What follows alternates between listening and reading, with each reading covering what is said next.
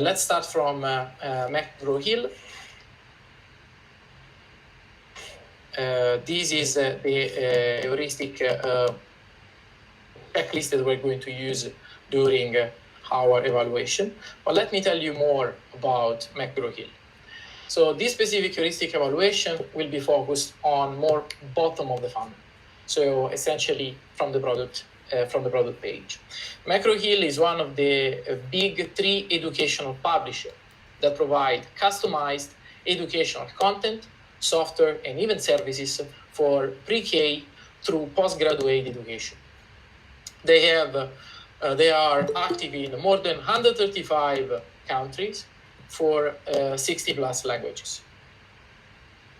So we'll provide, McGraw Hill provided us as a starting point the search result page. So we'll start from that page, and therefore we'll focus more, as I said, on the bottom of the funnel. To give you a visualization and to make sure that for you will be clear this journey, we also represented the flow examined. So we'll start from the result list, go to the product page, then to the cart, account creation, cart, and finally to the checkout. But now, I think we spent quite enough time for the introduction. Let's go straight to the website. You just need to find the website. That is not here. Let me find it. Aha, it's here. It's here. It was just hiding here. Okay, good. Okay, this is the starting point. This is the page that has been given to us. So it's basically a list of results. And in this specific situation, we have been we're already looking for the specific keyword, American government. So now let me jump to my heuristic evaluation checklist. So in this heuristic evaluation checklist that we are going to use tonight, so first we need to fill out the name of the evaluator. In this case, it's me, Alessio. Then we include our product. So we include mheducation.com, the type of device. In this case, it is desktop. Then we will start from the product list. And finally, and this is really, really important, we need to define our main task. So I had to imagine one specific task that I want to perform in this website. So this is really important. And I need to say that I will be looking at the interface, not as really a UX expert, but I will try my best to look at the interface as a user. So in this specific case, I want to buy or rent an ebook because I am a student, and about the American government. And my exam will be in 3 months, and I would like to have the book as soon as possible. So this is my task. So in this specific case, I'm already searching for American government. And when we scroll down, the book that I want to buy is American Democracy Now. So if we look at this page, actually there is nothing really problematic in my opinion. So I will not report in my checklist essentially no issue. So let's go ahead and go to the product page. So we go to the product page of this specific book that is American Democracy Now. Okay, let's start our analysis. Usually when you start your analysis, you start scanning from top to bottom, and usually also from left to right, because this is also classical scanning path, at least in the Western countries. So if we look at this first box, this is asking my attention for basically ebook, so I can explore this option. Then we have another CTA, red and prominent, so to see the sample chapter. Then there is another button with a CTA like the purchase option, the product details, and I can even share the product option with my student. So here I have essentially 1, 2, 3, 4, 5 elements that are requiring my attention and asking me, to essentially to click. And what I would say is that this can be quite overwhelming for a user. They can get lost and they can, lose their direction. So going to the product page. So here you need to consider that for each page you need to have a different tab.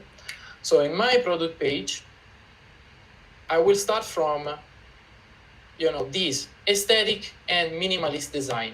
So this heuristic, that is the number 8, say that it's really important, the information architecture is really clear, that the information hierarchy is also quite understandable.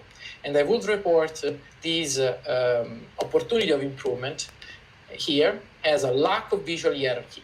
So it's not really clear what is more important, what is less important. And also there is a lack of the main CTA. That is also another quite important finding. And after that, I will score this specific finding here. So here we didn't talk about the score. So let me tell you more about it. So the score number 1 is a cosmetic problem, something not super important. Score number 2 is essentially UX frictions, something that can create friction, causing potentially frustration or delay. And number 3 is absolutely a task blocker. So I would say that this can be a task blocker because it's not immediately understandable where the user has to click in order to proceed.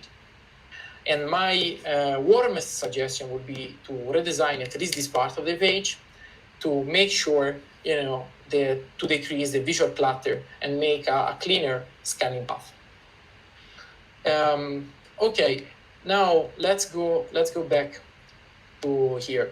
I took a look a little bit to this first screen. Now let's go one by one, right? So first CTA, these explore options. So if I click on explore options, I will go directly to my to the different offers. Okay. So another important point is that if I click also on purchase options, also in this case, I will go to the different offers. And last but not least, also these two buttons, they look really, really similar, but they have completely different functions. So here we are violating 2 times one of the most important heuristic, that is consistency, and standard. So if 2 buttons, in this case, look the same, they look different. In theory, they should trigger different actions. If 2 buttons, they look similar, potentially they should trigger the same action. So in this case, these 3 call to action then might be overwhelming and increase the cognitive load for your user. Therefore, I will go in my checklist. Number 1, as I mentioned it before, I would consider to have a main CTA close to the product, because when you have a main CTA close to the product, usually you have a better conversion rate, and this is super important, so I will give a 3. So make sure to visualize a buy button above the fold. Number 2, there are 2 buttons that have exactly the same function, but they look definitely different. As I said before, so we need to make sure that if 2 buttons, they look the same, they should have a similar functions, and if 2 buttons, they look different, they should have a different function. So it seems, super, super straightforward, but often then we forget the specific heuristics. Then we go to, there is also this big button, sample and chapter, which is great to provide the possibility to access to a chapter of this specific book. But if we click on it, we will see that this open another tab, and in another tab there is a PDF. So why is this bad? Essentially for 2 reasons. The first reason is that the button bring people outside your conversion funnel. So every time you bring people outside your conversion funnel, essentially you are losing conversions. You should try to keep your people inside your conversion funnel. And also the second reason is that we are violating consistency, this heuristic of consistency and standard. What does it mean? That many other companies, for example, Amazon, or for example, even Google Books, they give you this experience of accessing to this PDF directly in page. So if it is possible, we should try to deliver this experience in page, also to decrease the distraction. Okay, but now let's go ahead and let's examine once again, this element. So we see here probably is for student. The system is talking with student, with me, also here, and probably also here. But then it starts to talk with also the instructors. So here it's there are the product details for the instructors. Here the possibility to share with the instructor. Here sending a copy for the structure. So you know where I want to go. So essentially here there are two personas, right? And I include these other finding here. There are two personas. One is the student and the other one is the instructor. And because there are two personas, there are different functions that are allocated to one avatar or to another one. So my warmer suggestion would be to divide these. And in the best world, in the ideal world, to have one product page for the student, one product page from the instructor. And we should try to identify the personas at the beginning. So before they enter there. So in this way, we will also probably be able to declutter a little bit the interface. Okay, now let's go to the offer. Because I want to buy my ebook, I need to do my exam. And I'm also a good student. Not always, but most of the time. So here, let's look at the ebook. Here there is the ebook rental. This is another ebook. I'm not really interested in something physical like a textbook. So, okay, here I can rent an ebook. Here I can rent an ebook. Here I can rent or buy for a lifetime. And here there is also the possibility to buy this ebook. So as you can see here, the situation might be a little bit problematic. Why? Because there is this ebook for $64 rental, another ebook rental for $50. And for me, it remains difficult to understand what is the difference between these two. Here is for 180 days, here for how many days? Here I can buy or rent for lifetime, it is $80, and here is $120. Wow. So there is quite a complexity in the comparison of different offers. If we look a little bit closer to these offers, we'll find out that these offers are essentially different because this button brings you to another website. So there is this little icon. And this button, no. I mean, I can demonstrate it. So here you go to check.com, but if we click here, on the other hand, we will just add to cart. But these two buttons, same as before, they look really similar, apart from the small icon. And therefore, some users might think that these two buttons have the same function. And it will be for them even more difficult to compare your offers. So let me use my checklist now. So number one, there are two options for renting an ebook. And as I was saying, it's not really easy to understand what are the differences between those offers and why there is a different pricing. This is the most important point. Why does it cost in a different way? And as I said before, also the two buttons. They look really similar. Just one brings you outside the website and the other one inside. So for me, these two both of them are free. And I would suggest my warmer recommendation is really to put some focus on on the pricing, on the offer, and make sure that it's crystal clear. Because it's here that you lose conversions. 100% you lose conversions. If I have $1 to spend on this website, I will probably start from that. Okay, now let's move forward and let's add to our cart.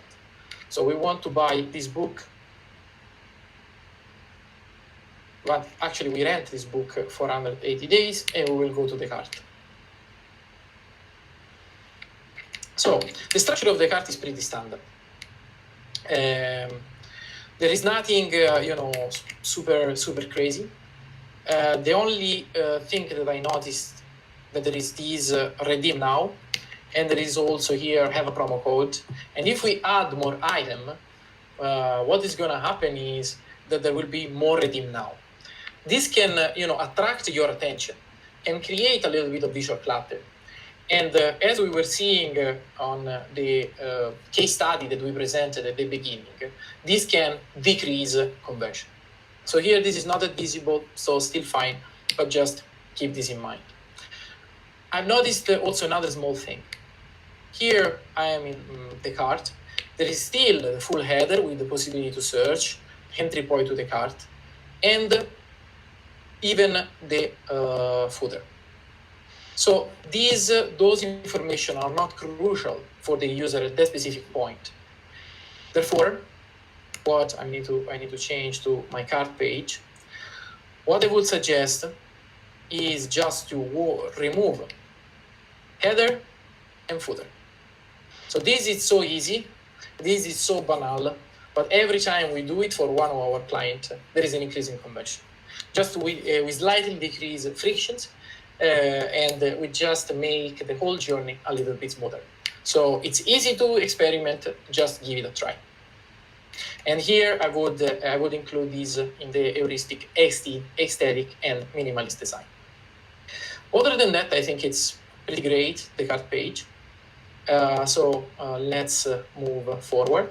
And please remember, if you have any question, please type it inside Slido. Let's go to the checkout. So now clicking on the checkout, I'm expecting to essentially have my credit card ready, and I'm expecting to buy. Here I will be landing on this sign-in page because I need to create an account. And I will create an account with Alessio Zazzarini at UXBooost.com. And I can continue. Now I need to create my student account. And one of the most important things, I have included another heuristic in my heuristic evaluation checklist.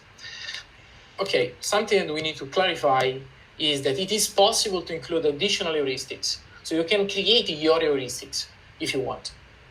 And in this specific case, because I have been dealing for more than 10 years with e-commerce, so I have included this heuristic that is pretty straightforward. Is minimize the frictions during your checkout process. That it means that you need to decrease the number of steps and the information needed to complete the checkout process. It is really straightforward. But when we analyze website, we will find out that over and over again, this heuristics is being violated. So in this case, the system is asking me to create an account before proceeding to the checkout. And essentially, this is slowing down my flow because I can create this account eventually directly during the checkout. I can even enable a guest checkout feature, right? And otherwise, if I need to create my account, this is slowing down my interaction. So therefore, I will give this a 3, although I understand also the importance of asking information, right? So here, I need to create the password. So here I have I have already prepared a password that works according to the requirement.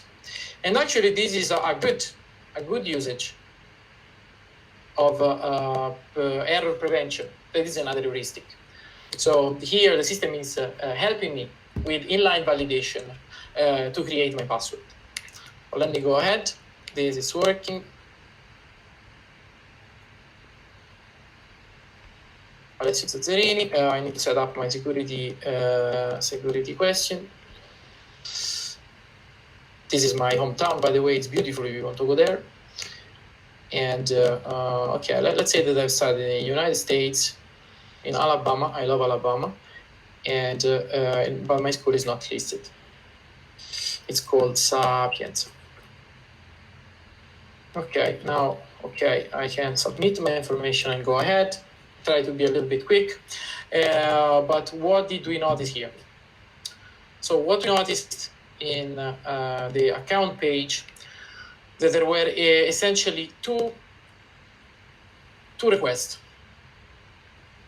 One was the security question. So do we need a security question? So for many websites and many commerce, this security question is not used anymore, and eventually this also can increase the frictions in our process. So I would question the necessity of it. The other thing is also the request about the school information, where I've done my school, and the name of it.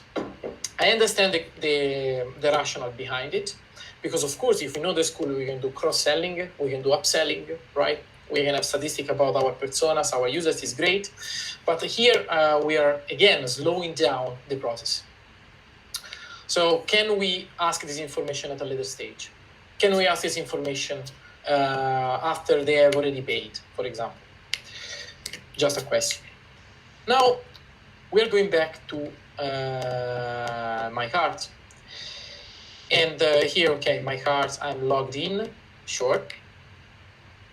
But here, what I'm questioning is, do we need this card do we need to bring back this user to the cart again? Because I don't know if you have noticed, and I didn't highlight it yet. I didn't highlight it again. But during the account creation, there was already a cart summary for 2 pages. So there was cart, cart summary, and cart again. So what I would like to understand here, is this really necessary? So there might be some technical restriction that I understand, because now, I don't know if you noticed, but we are on Shopify, and we are not on the previous website anymore. But this is creating a little bit redundancy, and this can, anyway, drastically decrease your e-commerce conversion. Let's continue now to checkout. Still here, we can remove the footer, by the way. And let's go to the checkout. So in the checkout, this becomes the standard checkout of Shopify. But what is happening now? So it's happening, the system is asking me again, my first name, my last name, and potentially also the phone number. So all information that for sure last name and first name, and phone number that potentially are already inside the system, right? So it's something that we can consider to reuse the all information that our users have already provided to us in order to make the process faster and smoother. So let's try to do it as much as possible to increase our conversions. And also in this case, I have included this remark in the 11th heuristic to minimize the friction during the checkout process. So here it's also, in my opinion, number 2. And in general, it would be always better to use the information that we have already in our system. So we're going to stop here, just because this becomes the classical Shopify process with order and payment, and therefore there will be not so much more to talk about. So what are the main recommendations for this website? So essentially are 2. So my main recommendation for this website is, it will load at some point, is redesign the product page. So there, I'm sure that we are losing money and essentially our users might get lost, we might increase their cognitive load. So really focus on have a clear information architecture, decrease visual clutter, clarify pricing and offers. So this is the recommendation number one. The recommendation number two, as you have noticed, we should try to decrease the length of this checkout process. We have many steps. Probably this is also due to the fact that there are two platforms, the main website and the Shopify connected. But in the end, we have many steps. So let's decrease the step and we will increase conversions, revenue, and we will also make the users happier. So if you want to have an additional conversation about it, now I cannot give you too many recommendations. We don't have so much time. Just write me at alessio.zazzarini@uxboost.com, and I'll try to give you a little bit more an overview of what I think it would be useful.